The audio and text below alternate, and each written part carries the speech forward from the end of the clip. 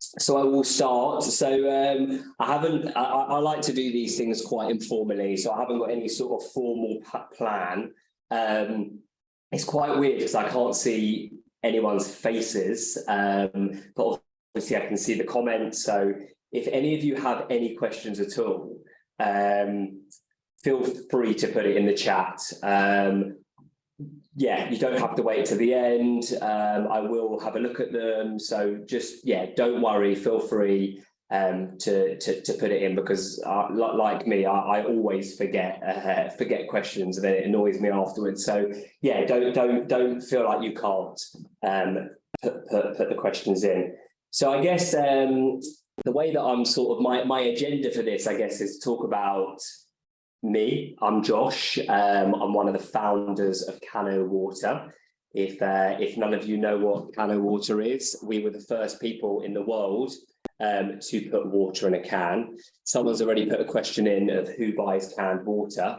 I guess I will be answering that question, because I think that canned water is foreign to a lot of people. And if you haven't seen the product, you're probably going to, a lot of people will be asking, why on earth would you want to be drinking water out of a can, which I will go into. But I think before talking about Cano Water, it's incredibly important to talk about me, who I am. Why would I want to, start a business with my two best friends around putting water into can, which, as I said, to most people is a very strange concept. So essentially, just to give you a bit of background about me, I'm 32 years old. I did start a business actually before Cano Water, which was a complete and utter failure, which helped me actually be the person I am today. But when I was 19 years old, I started an events company in London, which was putting on under 18 raves, funny enough, in London, and we had an incredible business. We were putting 6,000 to 7,000 people in venues. I was very, very young, but it was always, music is a massive passion of mine. I'm completely obsessed with music. I've been a DJ since I was 11 years old. So I've always gone down unconventional routes, where all of my friends went into property and recruitment and more sort of conventional jobs, banking, and I have severe ADHD. It's something that I speak about a lot, and for me, if I am not interested in something, I physically just lose all interest. So at school, I found it extremely difficult to learn. I found it extremely difficult to revise. I found myself at the bottom of most classes. So, being on an entrepreneurial podcast, it was definitely not something that anyone would associate me with. I was the class clown. I found myself, I found it extreme. It wasn't that I didn't want to learn. It was that I found with my ADHD, I physically couldn't. If it was something like art, which I am completely was obsessed with, then I could pay 100%, if not more, attention. But anything that I didn't like, or anything that I didn't associate as being interesting to me, I just turned off completely. And it was something that was really, really tough for me. And I got diagnosed with ADHD at 11 years old. I had some issues with addiction as well, which was something that was part of my journey. And all of these things were the things that stopped me from ever believing in myself to be, this entrepreneur that people associate myself with today. And I think it's really important. That's why I like to start my journey before Cano Water, because people look at me as being this entrepreneur that probably went to uni, probably was always meant to be an entrepreneur, was maybe given money from a family member or whatever, but that wasn't my journey. My journey was very much learning the hard way, failure, and then learning again, complete disbelief in myself. So people talk about imposter syndrome. So these were the types of things that in my early sort of 18, 19 year old self, where people were sort of going to uni, for me, it was like, I'm not going to get anywhere. And that was something that I speak to a lot of young entrepreneurs that have the same mentality of like, how am I going to get from A to B? And it's really, really scary, because you're led to believe that if you don't do well in school, you know, you might not be a success. And for me, that was my journey, and I had to make a success of myself because I had no grades to fall back on. You know, the only things that I really had were these passions around music as a DJ, and I DJed all over the country, and I DJed globally as well, but that was my passion. So I always wanted to do something that was different, and I've always been very interested in solving problems, and that's where Cannon Water sort of comes into the fold. So my business failed at 19 years old. I unfortunately, and I like to be quite open and honest, unfortunately, my younger brother got diagnosed with cancer, and my business, which was up here, just went overnight. Just my whole world just flipped upside down. And my brother was in Great Ormond Street for a year, and my head wasn't in it, and loads of other things happened around the business. And I was 19 years old. I had no idea what I was doing with the business, and everything just went to shit. And it was really, really scary. There was a few other factors as well that happened around the under 18 events in the country, where a lot of them got banned. And from that, I had everything to nothing. And I thought I'd never, ever, ever find another opportunity like this ever again. And it's like that thing of not seeing light at the end of the tunnel. And I didn't see any light at the end of the tunnel. Thank God my brother's well today. You know, we got through that. It was something that I couldn't see the light at the end of the tunnel. Then you get through it, and what doesn't kill you makes you stronger is something that, you know, in my journey, you've got to stick it out, and you've got to use your supportive network, which is really, really important. And I did, and you know, have some incredible people around me to help me get through those those scenarios that all of us, you know, experience in life.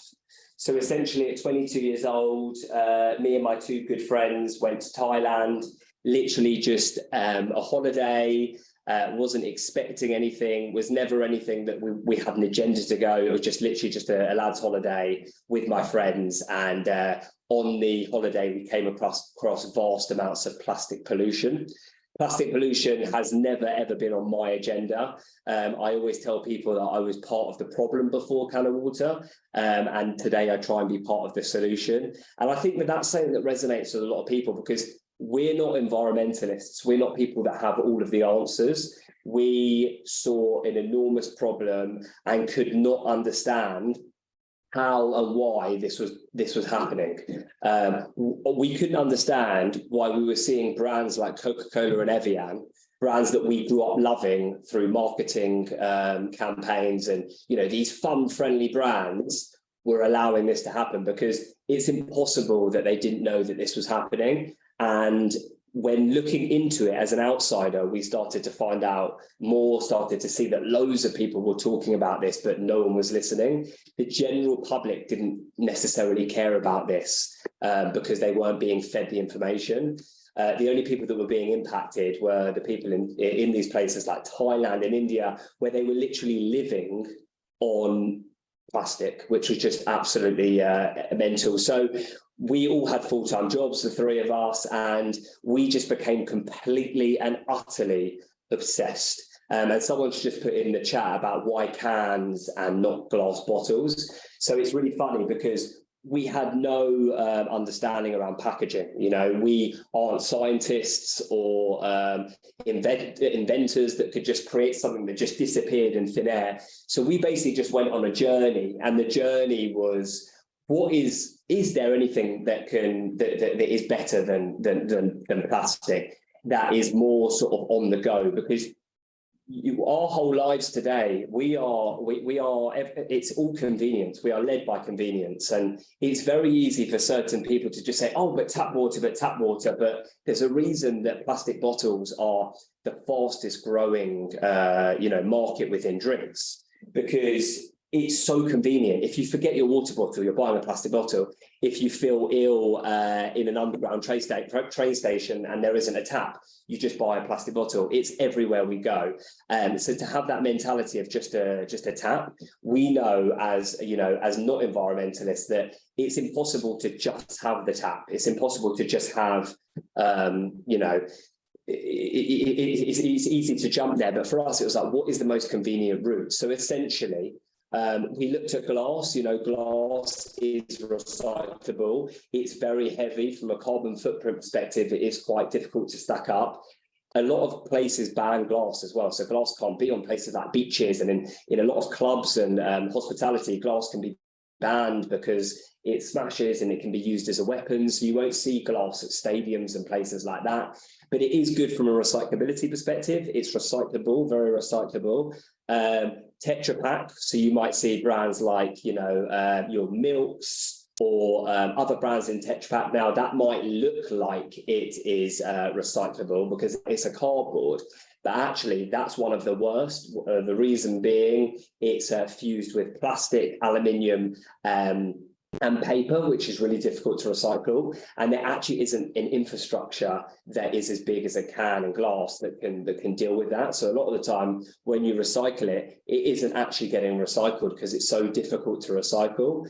And then when you look at aluminium, and this was the journey that we went on, aluminium is infinitely recyclable, which means that every single can, including this can, has been around for hundreds of years. So this can could have been a Red Bull can, it could have been a Coca-Cola can. 75% of aluminium that was produced in the 1800s, it's just still in circulation. So, it is very energy intensive to create a can, but the good part of that is that you don't have to create as much aluminium because it's just still in circulation, and it's so recyclable. So there are pros and cons in all forms of packaging, but we did a lot of the research and saw that aluminium is the one that should and can compete against the plastic bottle because of how convenient it is. One of the things that we looked at is you can't close an aluminium can. We actually have a solution where you can close the can, so it's a resealable lid. So that's something that we looked at and actually found on page 10 of Google. But I'm just going to fast forward, because one of the things that entrepreneurs and people who want to be entrepreneurs ask me all the time is, how did you get from A to B? And I think that's the hardest thing, because we didn't really have any experience in the drinks industry. We are creating something that's never in the world been done before. We all had full-time jobs. What do we do? So we worked at our full-time jobs. I was actually bootstrapping the company, so paying out of DJ money. So I would be DJing jobs and I'd pay for, just sort of small-time lawyers to try and trademark the business, etc., and just try and get any form of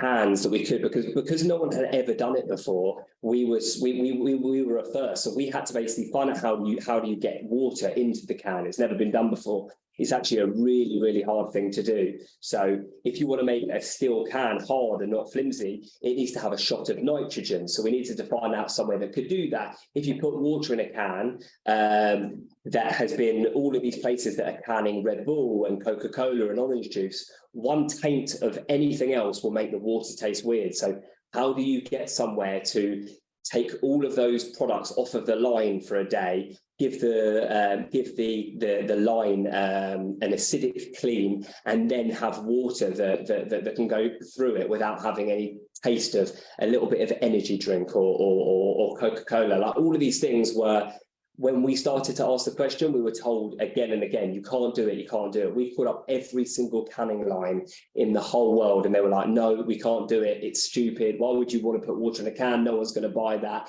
And it was literally every day, it was like, no, we've got to make this happen. We've got to make this happen. And it was literally never taking no as an answer.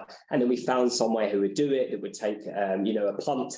And it was that for the first sort of 2 years, that was the mentality around everything. We didn't taste water in a can, funnily enough. This is something that people get really, really sort of never understand, is we had to order a minimum requirement of 300,000 cans, so 150 still, 150 sparkling, and I think that would have scared most people. It was completely terrifying when we heard that, because if you see 300,000 cans, It's actually petrifying. And we couldn't taste one can without ordering those 300,000. So we had to take a massive risk. And what we did is we would go to our jobs, our full-time jobs, and then we would come home, and we basically got our can manufacturer to send us 500 cans of sparkling lemongrass water, which obviously wasn't water.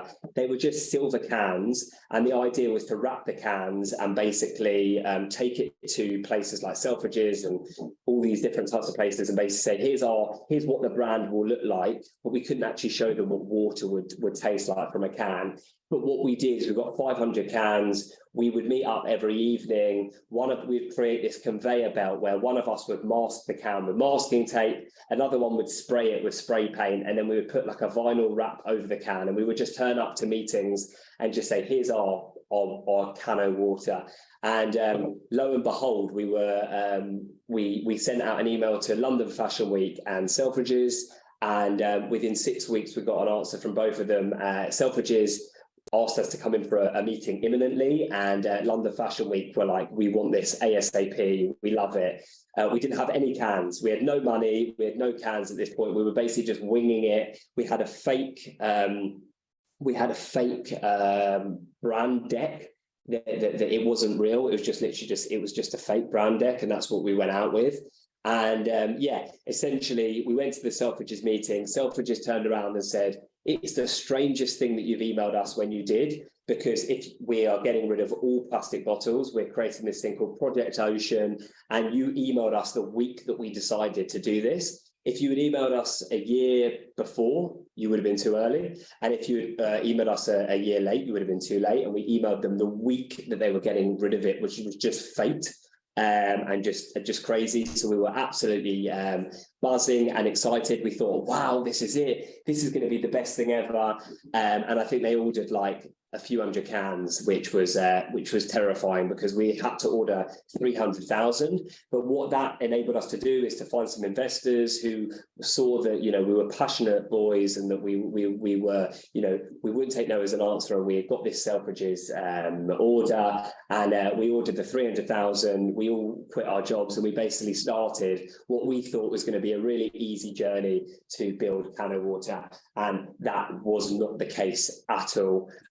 So that was, I always like telling that story, because it's really important to see how it just wasn't easy, and it's never going to be easy. And you should expect, hardships. I used to listen to a lot of podcasts where big entrepreneurs talk about their hardships, and that's massively important to talk about. So yeah, fast forward, and this is the bit that I like to talk about the most, because I think it's very important. It took 3 years of us calling up thousands of people every day, calling up hundreds of people, the three of us, and basically being laughed at, being told that this is the most stupid idea, this is never going to happen, no one's going to buy it, you'll never get into Tesco. I sat in a meeting with one of the biggest entrepreneurs in the country, who started one of the biggest drinks brands in the country. We all know who they were, who they are, and he basically just laughed us out the room. He was like, it looks good, but it will never ever get into Tesco. The plastic problem is not that bad. And it was still at a time where no one really understood why, because plastic is, it's not getting recycled. Only 9% of it is getting recycled. And if it is getting recycled, it's not being repurposed into a plastic bottle. It might be a bench or a shoelace, but essentially there's so many complications around it. And then you look at the microplastic side of things, and none of this was being spoken about. So we basically were building something that no one really cared about and people weren't passionate about. And this is where the disruptive side comes in, because we had to sit there and think, how on earth are we going to make noise?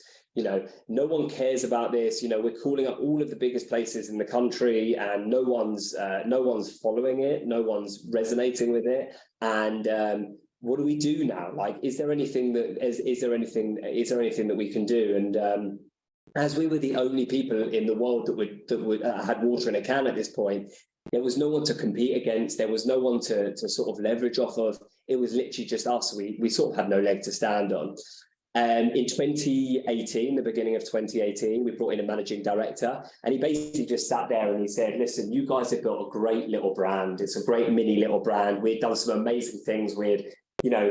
We've been picked up by a lot of celebrities, and people really, really sort of loved Cano within the industry. So like celebrities and behind the scenes people, but no consumers really knew what it was. And then the industry, like the trade industry didn't back it because they make more money from plastic bottles. And our MD basically said, listen, boys, we've got 6 months. And if we don't make this work, you had a great run at it, but we're going to run out of money. And we need to, hang up our boots and just accept that we are, it was a good run, and we need to go back to our day jobs, which was completely and utterly terrifying, because this was our baby. This is absolutely everything. We've literally put three years of blood, sweat and tears into this, and we might not have it anymore. And that fear was terrifying. So for the next 6 months, it was like, we've got to do everything, and a miracle needed to happen in order for us to change the dial. So essentially, our investors were very passionate, but as I said, the money was running out, and there was only one way, and it was to make it work.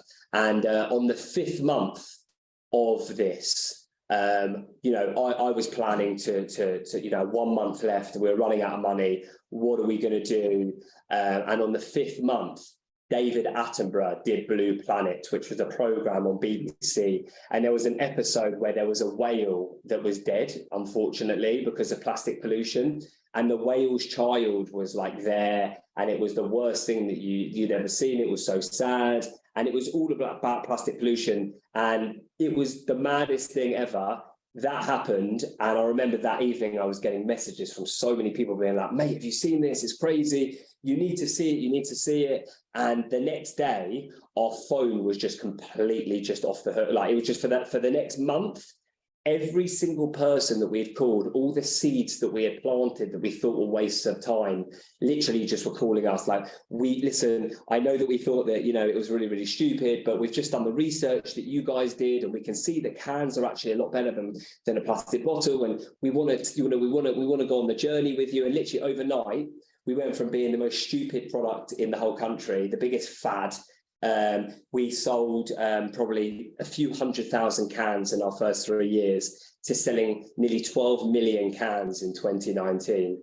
And, it was the most exciting but scariest thing that I've ever witnessed. It was like, how do we deal with this demand? But at the same time, it's like, you've got to still stay humble, because you never know what could happen next. And I think that, overnight we saw this shift of people that were looking at alternatives to plastic.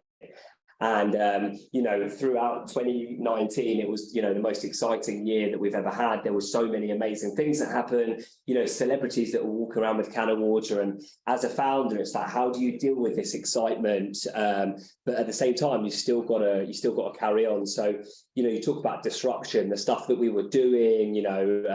We were literally just parking wherever and handing out cans to people just to make noise. We would turn up to places, and whether it be like fashion drops or outside, these big events, and just handing out cans. One thing that I've always been very passionate about as a marketeer is, how do you do something and make noise with no money? We had no money at all to spend on marketing, and all the other big brands have millions and millions of pounds. So how do you make any noise? And that was something that was, really, really, really hard to sort of. We had this brand that was getting out there, that had major distribution. We had just won Tesco, which was phenomenal. We were told that we'd never win it, but how do we still make noise? So we just did everything in our power just to sort of, through connections and through just sort of guerrilla marketing. There were times where there were times where we would go into like a train carriage and just put just stick stuff on the windows, literally just with blue tack, just about like flyers and stuff.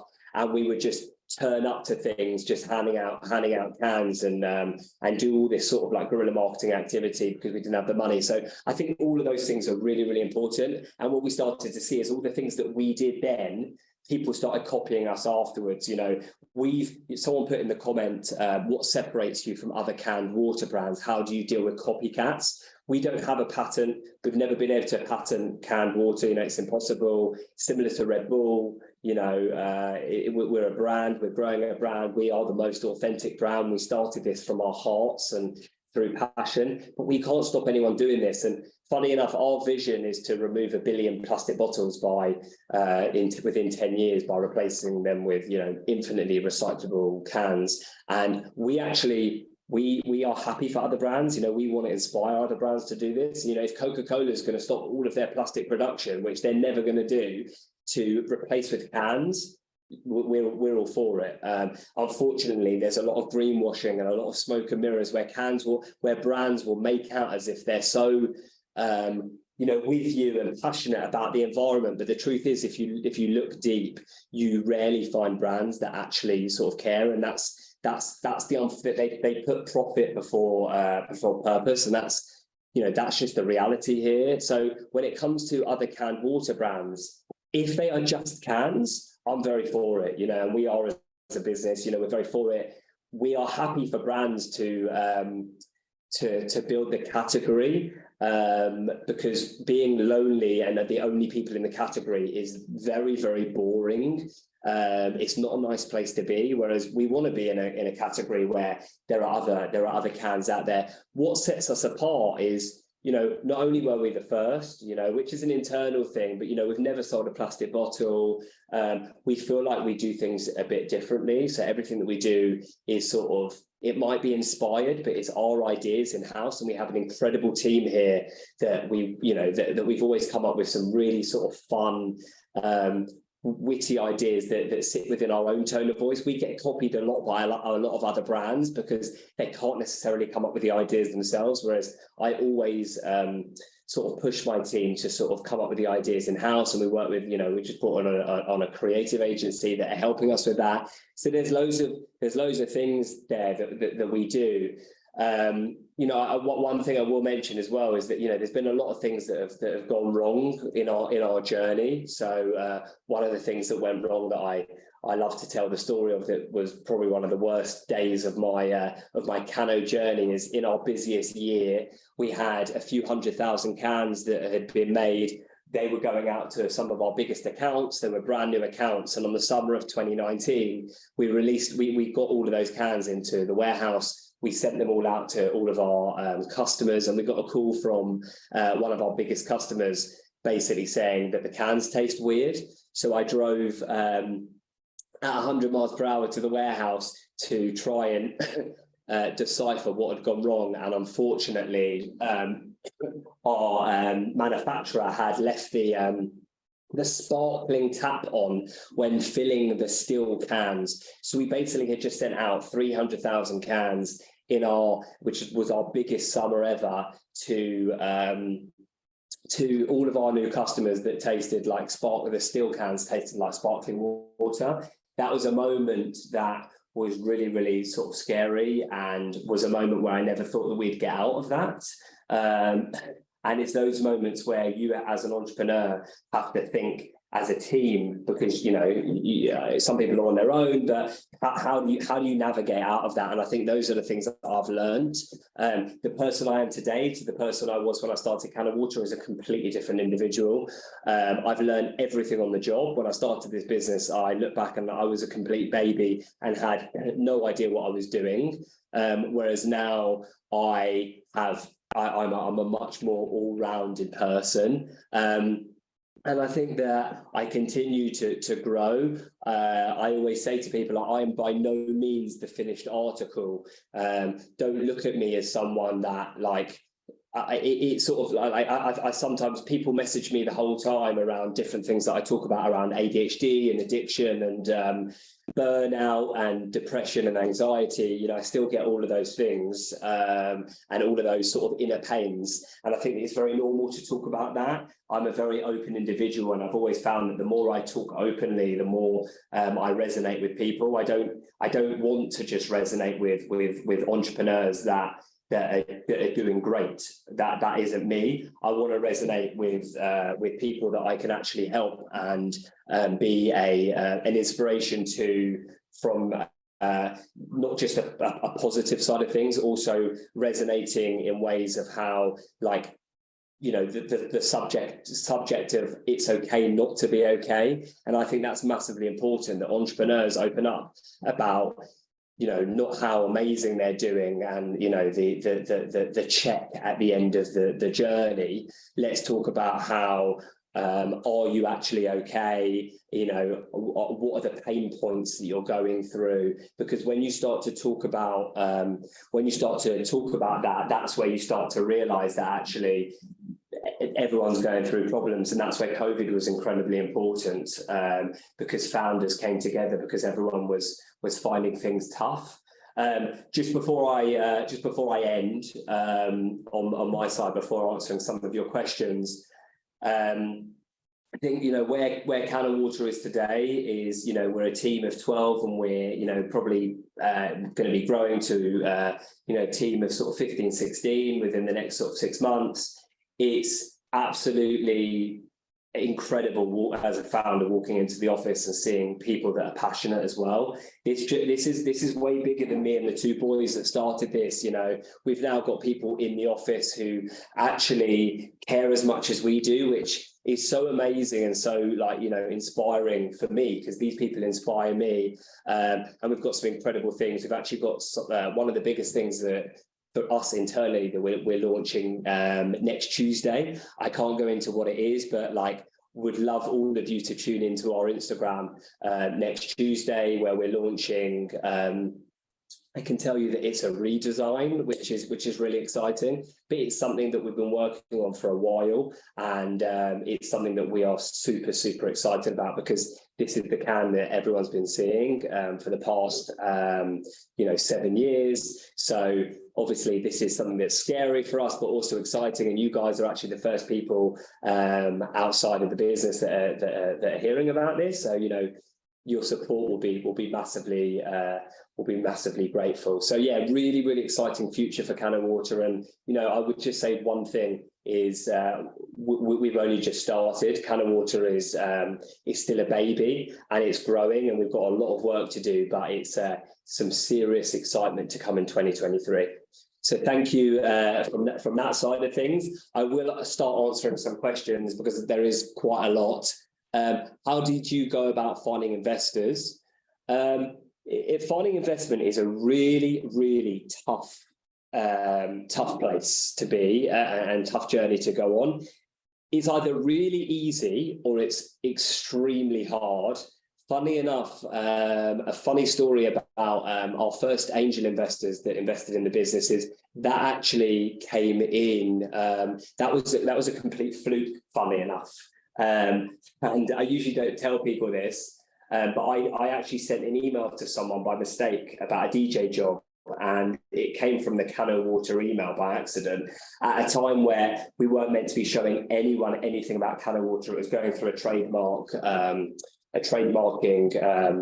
thing, and yeah, cut a long story short, it should never have got out in the open, but that person happened to be an ex-investment banker who introduced us to some people who completely fell in love with Cannon Water, and our first investors came in literally by fluke.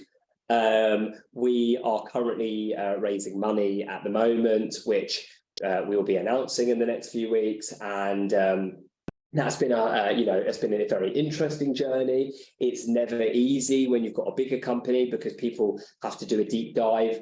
All I can say is be very, very patient, be understanding, never give away the keys to your business that you're so passionate about, because it can be very easy to just be like, make a rash decision So I would definitely say be very careful, and also just stick to your guns, and do a bit of research on, on who's investing, and why they're investing. And when you've got a disruptive business, they need to be investing for the right reasons. So I think that's incredibly important. I'm guessing you guys use a branding agency. Who do you recommend? Everything's done in-house. So Perry, our co-founder, one of my best friends who I started the business with, is one of the most talented designers I've ever met. And he has done everything that you see on the cans. So everything that you see, the beautiful artwork and a lot of the work that we do is done in-house, either done through Perry or our marketing team. Some of them are in the room right now. Really, really talented people, and I think that people are by far the most important thing when it comes to any business. We're doing this. One second. I just need to. There's loads coming through. Is it filtered water or spring water? If it's spring water, do you own the spring and bottling facility? So we're not big enough, unfortunately, to own our own spring and co-packer. We aren't. I wish that we were, because there would be, it'd be a lot. I don't know if it'd be a lot easier, but sometimes, and this is the same with any single business, you're at the mercy of the manufacturer. There's nothing that you can do, and it isn't always perfect. So something that we're actually launching in a week is some updates on our packaging, which we are so excited to do. And haven't been able to do for 7 years. So have a look out for that as well, which we'll be announcing in the next week or so. Our water is spring water, very, very good quality Austrian alpine spring water. Austria was the only place at the time that would put water in a can. But the good thing about Austria is that our resealable lid, our water, our cans, everything is manufactured within a 10-mile radius, which is incredibly important, because when you look at a lot of other brands, it might be UK spring water, but the plastic's coming from here, or this is coming from here. So always look into it. And, we are very transparent as a brand. We are by no means perfect. We would love our water to be made in the UK, and have a perfect scenario. But the truth is that we have got incredible water from, the quality is amazing, and it does, can of water would not have been able to have started if we hadn't have sort of gone down the route that we've gone to. One day we hope to, possibly can locally, but we don't know the future. But right now we have incredible water, and I think that's really important for us, is that the water is very good quality. Did you patent the closing can? So a funny story that I've actually never mentioned on anything, that it was probably one of the most difficult things that we've had to do within Can of Water. But when it comes to things like patents and trademarking, all of these things, we had no idea really what we were doing when we first started. We didn't patent the closing can, so we licensed that in the UK. So we have that licensed, and we've got a very good relationship with the people that do that. But we don't own the patent to that. A funny story that was not funny, it was terrifying. We actually, about 5 years ago or 4 years ago, nearly lost the name Cano Water. We were about 3.5 years in. The business was primed to go, to go mad. And cut a long story short, we had an email and an ongoing case with a company called Kano in Germany, and we were told by the lawyers that we had lost the case, and unfortunately we would not be able to use the name Cano within, I think it was sort of like 30 to 60 days. And it was one of the scariest things, because how do we deal with this? If we haven't got the name Cano, that's what we've been building. It was sort of like all these building blocks just being smashed down. And myself and my business partner had to, we called up the guy who owned the other business, and we basically told him that we were in Germany, but we were actually in our offices in North London. And within 4 hours, we had got a flight to Germany to basically in 32 degrees heat, to basically beg this guy to let us use our name. And it's those types of things that, you're going to come across things like that. You might. And if you do, how do you deal with it? And you have to think quick. And, you know, we were told by so many people to not reach out to the people direct, but it's that those types of things that you just have to maybe use your initiative in certain ways and sort of make things happen. So that was something that was really scary. So when it comes to patents and trademarks and all these things, make sure that you've secured yourself. If you wanted to start a new business unrelated to Can of Water, where would you start? What first few steps would you take? So I think that, you know, this is a really good question, because I think that I wouldn't be a first-time founder anymore. And that's not to say that it'd be easy, because it really wouldn't be easy. It might be even harder, because who's to say that I'm going to have something, you know, that's as exciting as a Can of Water. What I've learned is, you know, having a story like we do at Can of Water is incredibly important. So I think that, and also what are you solving? That's also incredibly important. So cut a long story short, I would do all of the, you know, I'd obviously register the business. I would look at, you know, whether I could trademark it, etc., etc. I would probably not. I'd probably do a lot more market research. And, you know, with Can of Water, it was literally just based on our own opinions, and it was just a whim. Whereas I wouldn't do that again. I probably would do a lot more on sort of market analysis and a bit more sort of 101 marketing that we just didn't at all. We just literally just did what we thought, which helped us in certain aspects because we were naive. But then at other parts, it wasn't as obviously as it wasn't as easy. And so I think that I would do things a little bit more structured for sure. And I'll probably ask for help a lot more with some people that I've built some great relationships with, because I am, as I said, I'm by no means the finished article, and I'm not perfect. I'll do one or two more because I know that we've sort of gone past the time. Any advice on how to market my product? I'm not sure what your product is. But I'm, you know, very happy if anyone wants to message me after this on my LinkedIn or my Instagram, which is Josh_White1. Feel free to, I'm always happy to help where I can. I don't know how much I can help, but I will try my best. One more. Sorry, I'm just finding a juicy one. Did you get the right names? How did you get the right names to reach out to the correct person to email or call? I've been emailing leads with very little response. My advice to you is keep going, and if you believe in your product, just don't stop what you're doing. Find an avenue to get to people. So like we would stand outside the Selfridges. One thing that I did, we wanted to get into gyms. So I would connect with every single person in the gym world. I'd find them on Instagram, whether it be gym instructors or gym owners.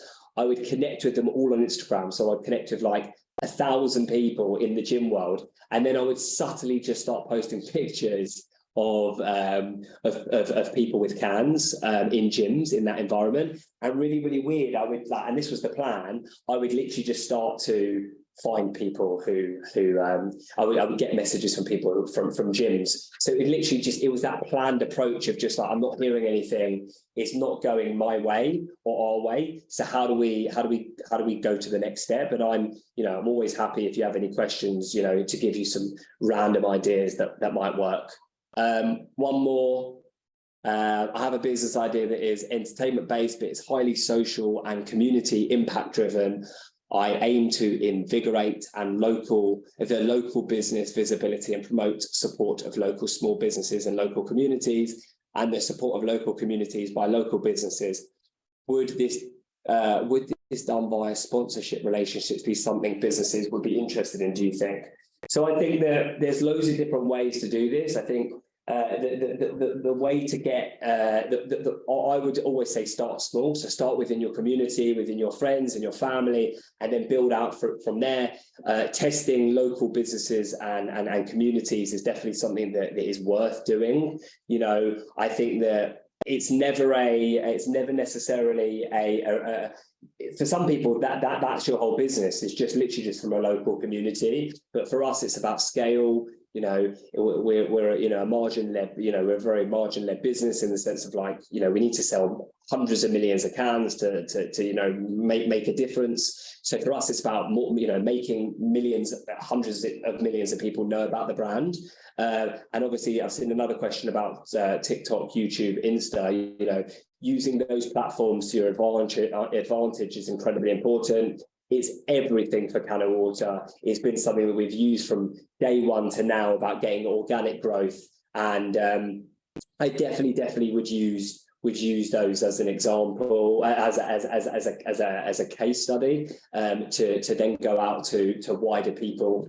It's free, and with the right ideas, the way that the algorithms work now, even Instagram, is if you do something that's really fun and cool and something that resonates with people, the algorithm will pick it up, even if it's sort of small reach. And it doesn't matter how big you are, how small you are, if just one organic post could go viral and build your brand. I think it's just like, you need to just in your mind, like, what's the purpose? So I think that's it from me. I'm really.